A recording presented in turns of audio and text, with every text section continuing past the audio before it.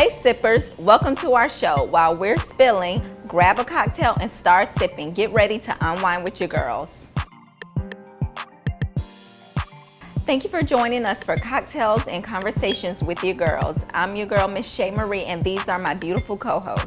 Hey everyone, I'm Shataz. Hey sippers, it's your girl Primp and Papa.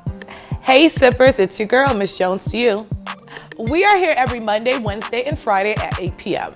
Make sure you're following us on Facebook and Instagram at Cocktails and Conversations. And most importantly, sippers, do not forget to subscribe. Now get comfy because tonight we're discussing the importance of traveling, and we'll also be discussing the latest in Wendy Williams' divorce saga. Remember, we want you all to chime in, so leave your comments below. Tonight we're sipping on a drink that's light and refreshing and perfect for any celebration. We're having frozen peach Bellinis. Frozen peach Bellinis are a combination of blended frozen peaches and mango nectar topped off with sparkling wine or champagne. If you try this drink, don't forget to tag us. So let's get into these Bellinis. Okay. Watch out, be careful, ladies. This reminds me, I know it's peach, but it reminds me of mango, and I really love it. What you think, Susie? I love it, but there is mango in this. Oh, There's okay. mango nectar. It's okay. awesome. I would definitely add this to my drink list. It's amazing. All right, so ladies, I'm gonna have to agree. So I think this is one of my tops. So sippers, I have everything the ladies have except the champagne. I top mine off with apple cider. And it still tastes really good. It's sweet. It tastes good. I like it. It's refreshing. I love the peaches and I like the peach champagne. It's my favorite. So I like it.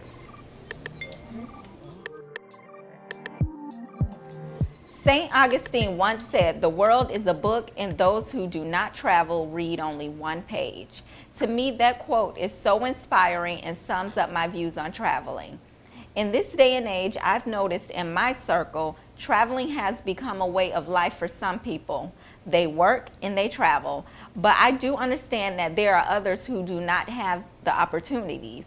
So ladies, do you believe it's important to travel? I do think it's important to travel. I actually make it a priority every year to travel to an exotic location with my girlfriends. I don't care. I throw out the locations and we usually pick. I usually invite, like, it doesn't have to be like my close friends. I invite all working women because I feel like we work so hard throughout the year. Why not take 1 week out of the year to travel? So my invitation go out to like over 30 people, and by the time it's time to book, it's like less than 10. I mean, it's your life, it's your choice. I feel like I work too hard. I need that break. I need that enjoyment. And I enjoy traveling to these other countries, learning the culture, being adventurous, you know, just exploring the world. We only have one life to live, so why not live it to the fullest? So yeah, I try to encourage a lot of women to travel. You know, there was a point in time where I would literally like pay for majority, like hotel fare or whatever, just to get women to, you know, go out and just see what else is out there, not just Florida. So I think it's great. You get to learn, you get to taste new foods. I'm not a tester, but I like for the women to get that experience and to come back and share it with their kids. I've just got my kids a passport, so I'm gonna start traveling with them and, you know, just that experience. They'll have something when they get older. You know, they won't be excited if a man try to take them on trips. Like, I've been there, I've done that. My mommy, you know, travels with me. So I think it's very important. It expands the kids', you know, minds and get them to appreciate life and other people. I think traveling is very important. One of the things, at a very young age, I used to have girlfriends who hated, but my mom, I'm of Haitian descent, so we used to go to Haiti every single year for the summer from the time that I was like a baby. So we went throughout elementary, middle, high school, and so I always got that experience with, getting on the airplane, but it also was a humbling experience because when I went to Haiti, I was able to see that, they don't have, electricity 24 hours a day. You're not sitting in front of a television all the time. You were not able to play video games. So you had to make fun out of nothing. Does that make sense? And it was fun. And it was so much fun. A lot of my girlfriends who used to go with their family, they said it used to be miserable. I loved it. It was a humbling experience to be able to know, because even hot water that we take for granted, being able to take a hot shower, you in Haiti, you take a cold shower, being able to flush the toilet, it's completely different. Now, there's a lot of things that have been modernized. So, it's not as bad, as tough as it used to be. But I have, I think from the age I was 18, from the age of 18, I started going out with my girlfriends and doing traveling events. And we've gone to a couple of different islands, and we're able to see and experience the different cultures, taste the different food, be able to go on different scavengers and so on and so forth. And I think it's a great experience. That quote is so profound. And I never looked at it that way, because you don't know, if you're only here in Florida or wherever you reside, you're only experiencing that. There's so much more out there in this world. And I think that it's a must to be able to experience it. I think I do believe traveling is important, and especially for young kids. I recently got my son a passport, and I am so happy. I was so emotional. Like, you can ask Susie, because we took a trip together with our kids, and I was telling her how I feel like this is a big, big step for so many reasons, because growing up in my neighborhood where I'm from, now I know a lot of people who maybe their parents wasn't born in this country, they've had passports since they were children. A lot of my friends, Jamaicans, Haitians, whatever, they have passports. They've traveled back and forth to their home country since they were little kids. But being that I'm American, and a lot of, family and friends who are Americans, they don't travel. And it's not even just Black Americans. I know a lot of white Americans who they're adults and they never traveled out of the country. So for me, I think it's so important. It opens your eyes. It takes the limits off of like your world, because you can just have like these boundaries, like you don't leave outside of Fort Lauderdale, you don't leave outside of Florida. But once you travel, it opens your eyes to see that there's no limit, and you're not stuck in the area where you are. You can live someplace else. Other people do it, and I like to enjoy the other cultures, learn as much as I can about the other cultures, try different foods. For my son, the reason why I think traveling is important for him, because I want to show him that this world that you think the world is just Fort Lauderdale, Florida, but the world is much bigger. So I want to be able to show him, instead of just showing him on a map or whatever, but, getting him in the air, letting him know the steps it takes and how far he's going, the distance. So I think it's just an eye-opener, and it takes the limits and boundaries that we put on our life. It expands them. Yes, I totally agree with you. And Susie said something that resonated with me. Shataz said something that resonated with me. Like when you're planning a trip, and I experienced that a lot, you'll invite like 30 people. And when it comes down to paying and doing all the steps that's required, only like 5 people end up going, which, is Bittersweet. Yeah, it is bittersweet, because you want everybody to experience that, and you want everybody to come along so you can have a great time. But that's what it is. And I think traveling is very important. That's why I always travel. And I got to a point where I wanted to travel by myself. And everybody made me so terrified. They was like, no, you're going to get kidnapped, sex trafficking. And I just really want, for me, I feel like it'll be something spiritual, not just for travel. Because I wanted to go to like an island, mostly Haiti, or most likely Haiti or Jamaica, like an island where it's like most of my people there, and go with no weave, no makeup, and just go. I don't want to buy no, you know, when you get prepared for a trip, you buy all this stuff. I didn't want to buy anything. I just wanted to go, be by the water, pray, and just like mingle with the people there, and just, I don't know, soul search, be by myself, hear my thoughts, and just experience life for myself. And I really want, I'm still going to do it. I'm just going to put that out there. I'm still going to do it. But like every time I tell somebody, they get so like, oh no. And I'm like, oh my gosh, well, I don't want to get kidnapped, and I don't want to. But you can't let people cast their fears on you. And I just feel like I'm covered by the blood, so I'm going to end up going.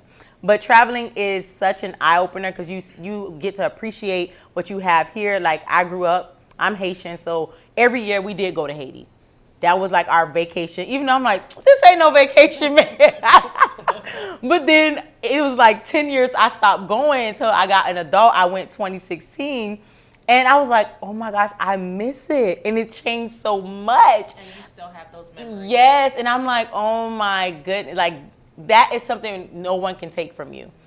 What you experience in another country. When I went to Jamaica with my friends, like, the people were just so nice, and it was just a different feeling. And when you travel, even if you don't travel to an island, if you go out of the state, because when I go to like Texas or Atlanta or New York, you meet all kinds of people, and it's like different vibes. Like Atlanta, I know I'm gonna always eat good, and I'm always gonna catch a nice vibe. And it's just, but you know, you can't date men there, but okay, cut that part. You know, no. Cut that part. But yeah, it's just, you know, it's good to travel. And I know people feel like it costs money to travel, but you can put a budget aside to travel. I feel like everybody needs to travel because it'll take a lot of stress off of you, and you deserve to experience life. What are you working for? I always tell people that you working to pay bills and not to experience life. You could set aside, if you take a trip once a year, you could set aside at least $50 to $100 a month. You can spare that. Yeah.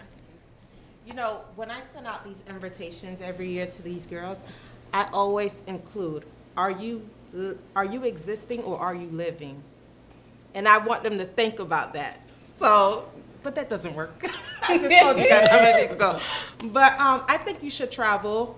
Don't be afraid to travel alone. Every time we go, like when the last time I went to Dubai, it was this black girl from Texas traveling to Dubai by herself. Oh my God. And she felt, I mean, Dubai is safe, Okay. period. So I think, you know, you should do it. Don't be afraid. A lot of people travel by themselves. When we went to Costa Rica, it was this guy, he traveled, he divorced, he was traveling by himself.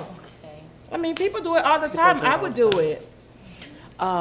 One of the things that it made me think about as we're talking and we're talking about different experiences, when you go to these trips, it does make you think about, you have lasting memories. Mm-hmm. You have lasting memories, and no one can ever take that away from you. Pictures, you have pictures that you can look back on 20, 30 years and say, you know, I was able to do this. And even with your kids, my son, we got his passport very early. And I wanted to ask you ladies this, because I'm kind of confused on this.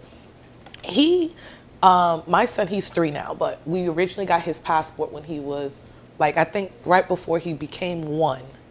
So his picture is baby Brooklyn, like he's a baby. But now I have a 3-year-old toddler. It's good for 5 years. I know, but that's kind of weird, isn't it? I just had to renew mine, and it was No, but think the about picture, it. the The difference. picture, the Yeah. difference, because you can easily bring someone else's child, Oh, yeah. right? Because who's to say what he But looks no, like? there's new technology now. Yeah. Like you have to put your face on the thing when you're going through TSA. So I guess the face recognition can identify Oh, from the yourself. beginning. Yes. Yes. before So you get on the so when plane. they come back, it has to be the same recognition. No, when you're returning to the States, you have to do that face recognition before you can get on the flight to get back home. Gotcha. So you couldn't bring someone's child from the island or wherever to the United States. Not happening. But how do they know it's the same child, though? I'm pretty sure They know. they know, right? Yeah, because How you think they catch criminals? No, because I'm looking at it and I'm like, okay, so he doesn't have that same baby face anymore. I have a toddler now. So what happens? And I was thinking, should I just change his passport, the picture? Is that necessary? No. It's not necessary. No. But I can't wait. I commend you ladies for doing that. We didn't end up going on our trip that we were supposed to go to. Things fell through for me and my husband. We didn't end up going, but we are looking forward to taking our son out because we want him to be able to experience and look back on things and say, I was able to do that. The kids during spring, summer and spring break and stuff, they go places and then when they're telling their friends and stuff, it's the key. Yeah. The teachers ask, what do you do? What did you do for spring break? Or what did you do for summer? And my son's teacher asked him when he got back from spring break what he did, and he was like, "Oh, I went to Bahamas, Atlantis," and then she was like, "Oh, I was there too." So that's like a connect, That's nice. I was happy. And my dream, like what I wish I can do, is be one of those parents who just like world teachers and world learners. Like I wish I could travel with my son and teach him that way, like pull him out of school and just Yeah. I don't know. There You was know, a I would family love to do circulating that. on the internet that did that, and they taught their kids. They traveled all around the world, and each country they seen that, went the to, Black and family? yeah, it was. and they had 2 kids, right? Yeah. Yes, I saw that story. That was nice. That was nice. I would love to do that. That's nice. Wendy Williams' name has been trending all over the internet. People have been tuned in to know what's going on with her divorce. Well, viewers, there have been some updates and we're here to give them to you. First, it has been reported that her husband has been out from the show. Secondly, he has 48 hours to move out of their New Jersey mansion. And last but not least, she reportedly repossessed the lavish push gift that her husband brought his mistress, a $215,000 Ferrari Portofino. But with all that is going on, Kevin has found time to put out a public statement, and it reads, Kevin Hunter tells The Blast, 28 years ago, I met an amazing woman, Wendy Williams. At the time, I didn't realize that she would not only become my wife, but would also change my life and the entertainment world. I have dedicated most of our lives to the business empire that Wendy Williams Hunter, a person that I truly love and respect unconditionally. He continues, I am not proud of my recent actions and take full accountability and apologize to my wife, my family, and her amazing fans. I am going through a time of self-reflection and I am trying to right my wrongs. In regards to the future, he says, no matter what the outcome is or what the future holds, we are still the Hunter family, and I will continue to work with and fully support my wife in the business and through any and all obstacles she may face living her new life of sobriety. While I also work on mine, I ask that you please give me and my family privacy as we heal. Thank you. So ladies, how do you feel about Kevin's statement? Do you think he's truly remorseful for what he's caused? So, do I feel he's remorseful? He may have some guilt. He's doing the right thing. He's being politically correct by apologizing. But I think it's too late. Or maybe it's too early to apologize. She's going through this. Give her some time and space so that she can fully heal. And then maybe when you've changed and you've done the work on yourself, then come back and apologize to her. Like, for me, it will be too soon for you to be in my face trying to apologize. And, I'm surprised with Wendy. I'm proud of her. I'm like, okay, this is a strong woman. She's doing what she needs to do. But for him, I don't have anything good to say about him. I just think he's a dog. I think he's low down. And I don't even know Wendy, and I felt so bad for her, and hearing all this stuff going on, I just had a bunch of bad things going through my mind, like really bad things, to the point I had to like ask God for forgiveness. So for me, he's scum. He's like below low. What's the worst word you can call somebody? That's what he is. I just don't think his apology was sincere. I feel like now that she's asking for a divorce, you know that you're going to be out of money. You can't, the Ferrari got repossessed. You bought someone who is your girlfriend, your mistress, a push gift. And you have a whole wife. You embarrassed her. She's not only a wife, but she's a public figure. She has her own talk show where she airs out people's dirty laundry, and here you are making her face dirty. I just feel like he just apologized out of, like you said, guilt. And I don't even think it's guilt because he been cheating on her with Sharina for more than 10 years. So if guilt didn't come then and you moved her down the street from where you guys live, where you and your wife reside with your son, what kind of example are you setting as a father? And this is all public, and he's a teenager. So you're not only embarrassing your wife, but you're embarrassing your son too. Because you don't know what those kids at school are saying, like, oh, your mama airing out people dirty laundry, but look at what your dad is doing. And he is a low down, dirty dog. And I'm glad she's finally waking up, because I feel like not only is she heartbroken, but this has made her turn to drugs even more. This has messed with her psyche. She's going through depression. She's going through all those things, and she still has to get up every day and go to work. And her job is not like anybody else's. Her job is in front of millions of people. That is difficult. You have to turn on a switch every day and act like everything's okay. And she may be dying on the inside. Because I'm not going to say that Wendy Williams is completely innocent, because come on, we have that woman intuition. We know when our dude is cheating on us. And the fact that she's living down the street from you, sis, you knew. But you probably thought he was going to quit, or it wasn't that serious, or maybe it was something that you could possibly deal with.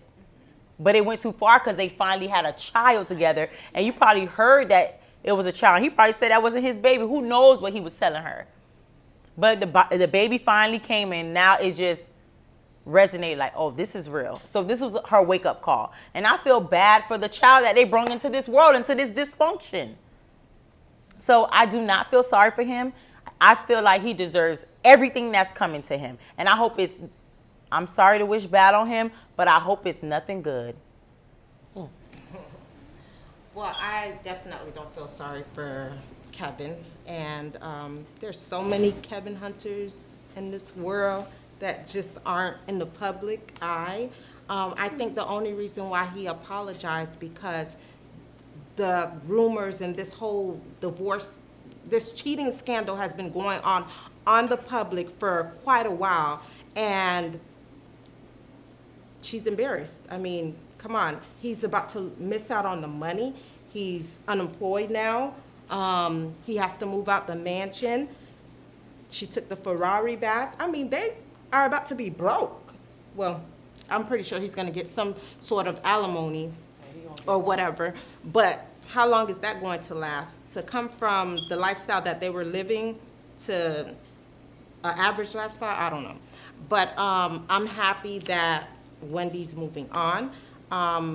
I always say, if you allow a man to have his cake and eat it too, he'll eat it until he can't no more. And I think that's what Wendy allowed. Come on, Sharina been here for 10 years. I think because it hit the public and she's so embarrassed and she losing her mind now, people. So that, I think because of all of that, she finally asked for the divorce, but she knew about this. She was okay with it 10 years ago, 5 years ago. Now that she can't take it anymore, and maybe the baby. Yeah. Maybe the baby pushed her to the divorce, but yeah, over the edge. But I hope she does not look back, because he'll do it again. I don't think he's sorry. I think he just wants to keep the money flowing so he can take care of Sharina and the new baby. It's been alleged that the relationship they had, I don't know if you guys have ever heard this saying where women allow their spouse to cheat respectfully. Yes. Does that, you've heard that before? So that's what kind of relationship allegedly they had. Like, it was okay for him to do that, but as long as you didn't disrespect me out in the public. And I do think that Wendy did know of Sharina, because this isn't no, fly by day girl. This has been going on, like you guys, ladies said, over a decade. So she didn't just pop up. But what really kind of just stirred that brain is now, they produced a whole child. And I feel no remorse or anything for Kevin. I think the reason why he's doing this, and to do this now, how long has these cheating allegations been going on, and now you want to publicly apologize? No, dude, you should have ever did it from the beginning. Why now? Why all of a sudden now? I commend Wendy Williams, because just as you said, Prim, it's one thing to be hurt and be going through something, but it's a whole nother ball game to put on a face every single day and act like everything's okay and you dying on the inside.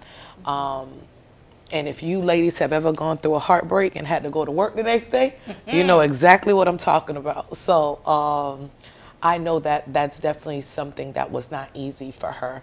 And being the fact that she is constantly, in the public's eye, she's a public figure, her whole show, her whole career is based out on airing dirty laundry. And for the longest, she was denying all these allegations, saying, if I'm still wearing my ring, know that it's all good. Well, honey, she ain't wearing the ring no more. I don't know if you ladies have noticed, she is wearing a ring, but it's not her wedding ring. Oh, okay. So a lot of people have said, no, she's still wearing her ring. No. She's wearing a ring, but it's not her wedding ring. So I commend her for finally, taking the initiative to leave that pig where he belongs, and which is right in the gutter. Yes. And I think that he has, by all means, I'm pretty sure he has some sort of couple investments. It's going to be like a multi-million-dollar divorce settlement, I believe. But how long is that going to last? And Sharina, I despise women like you. I really do. Like, we can say things about the men. We can, blame him, Kevin Hunter, and I do. He's disgusting.